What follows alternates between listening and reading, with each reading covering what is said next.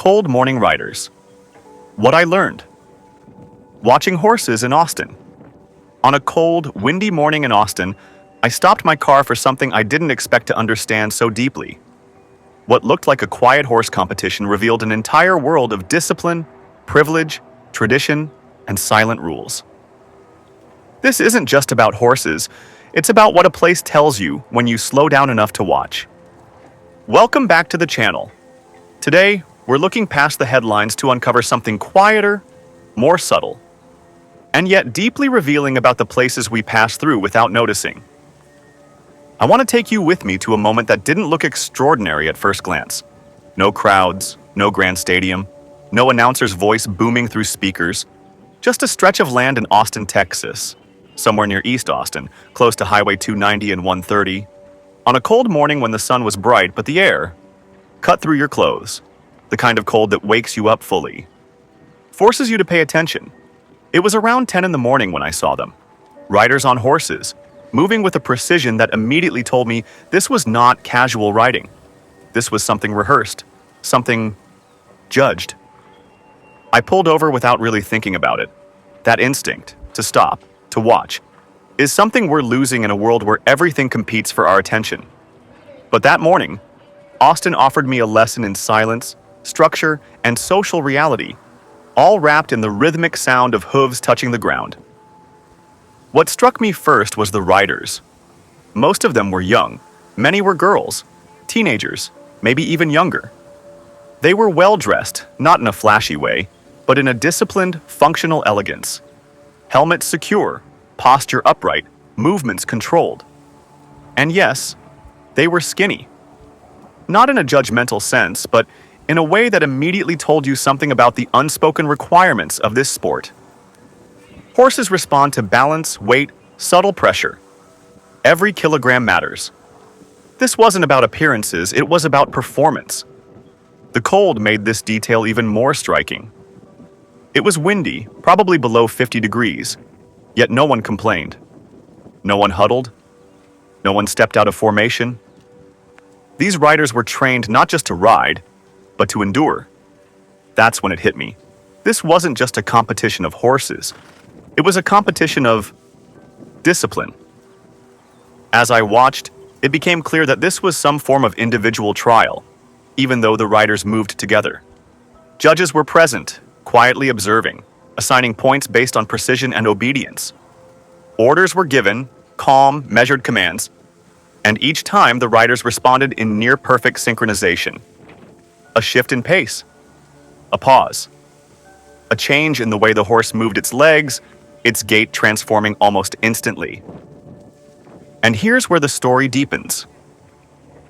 Because when you watch something like this live, not on television, not edited, not narrated, you start noticing the invisible mechanics. The pauses mattered as much as the movement. When the order came to stop, the horse had to stop. Not slowly, not eventually. Immediately. Any hesitation, any misalignment between rider and animal became a visible flaw, a silent mistake. There's something deeply symbolic about that, especially in a place like Texas. Texas is often portrayed as loud, bold, expansive. Big trucks, big personalities, big politics. But here, on this modest stretch of land, the values on display were restraint, control, patience. The ability to command without shouting, the ability to move powerfully, and then stop on command. That's not accidental. Equestrian sports are not cheap. Everyone knows that, but watching it in person makes the economics impossible to ignore. Horses require constant care, feeding, training, medical attention, transportation. This isn't something you stumble into. It's something families commit to over years, sometimes generations. Some of the horses likely belong to a company. Others, I suspect, belong to families who could afford to raise and maintain them, then bring them to competitions like this one. And that reality introduces a quiet truth about access. This wasn't just a sporting event, it was a social ecosystem, a place where wealth, time, and tradition converge without ever announcing themselves. No banners saying exclusive, no signs saying elite, but everything about the environment whispered it. Yet what fascinated me most wasn't the money. It was the communication between human and animal. At one point, the riders rested. The horses slowed, their movement softer, less rigid. You could see them breathing, adjusting, waiting. Then another command came, and instantly the energy shifted again. The horses resumed a specific form of running, a controlled gait that looked almost artificial if you didn't know better. Legs moving in a precise pattern, bodies aligned, heads steady. From the outside, it might look like the horse is simply running. But it's not. It's trained movement, learned response, a language without words. And that made me think about how often we misunderstand systems we don't grow up in. How easily we dismiss something as just a sport without recognizing the layers beneath it. The hours of repetition, the emotional bond, the discipline required from someone so young to command an animal many times their own weight, without fear, without aggression. There were tools involved, of course, special shoes, equipment designed to communicate pressure and direction, but watching closely, it was obvious that force wasn't the main driver here. Timing was, consistency, trust. That's not something you buy, that's something you build. As someone visiting Austin, this moment felt like being invited into a private rhythm of the city. Not the tourist version, not the Instagram version, but a slice of everyday life that rarely makes it into brochures. I asked around quietly how often these events happen. The answer was vague. Maybe once a month, maybe not that often. That uncertainty added to the feeling that I had stumbled upon something fleeting. Something you only see if you happen to be there at the right moment. And that's important, because cities reveal themselves not through landmarks alone, but through routines, through habits, through the things people do when they're not performing for outsiders. This equestrian event wasn't designed for me, or for an audience. It existed for the riders, the judges, the horses. I was a guest, an observer allowed to learn without interfering. There's a lesson in that for all of us, especially in an age where everything is documented, monetized, and optimized. Sometimes the most meaningful experiences aren't meant to be explained. They're meant to be witnessed. What stayed with me long after I left wasn't just the image of horses moving in formation. It was the contrast. Young riders enduring the cold without complaint. Animals responding to subtle cues. A sport that demands patience in a world obsessed with speed. And then there's the geography. East Austin has its own history, one shaped by change, pressure, and transformation. To see a sport like this taking place there, near major highways, felt symbolic.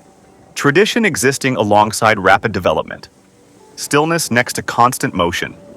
Horses training within earshot of traffic rushing towards somewhere else. It made me wonder how many stories like this we drive past every day. How many moments of quiet excellence go unnoticed because they don't announce themselves loudly enough? This is why I wanted to share this video. Not because it was spectacular, but because it was honest. Because it reminded me that travel isn't always about destinations. Sometimes it's about interruptions. About stopping when something catches your eye and allowing yourself the time to understand it, even partially. I didn't grow up around horses. I had only seen them on television, in movies, in controlled narratives.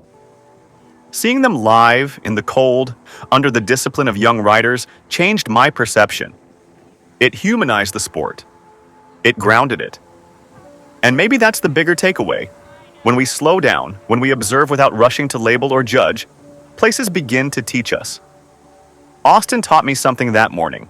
Not about horses alone, but about balance, about control, about the quiet forms of excellence that exist away from spotlights. As we continue to explore Texas together, its cities, its cultures, its contradictions, I hope we keep making space for moments like this. Moments that don't shout, but still speak volumes.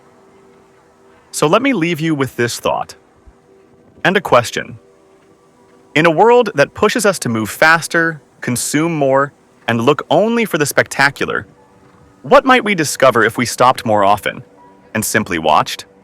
I'd love to hear what moments like that have taught you.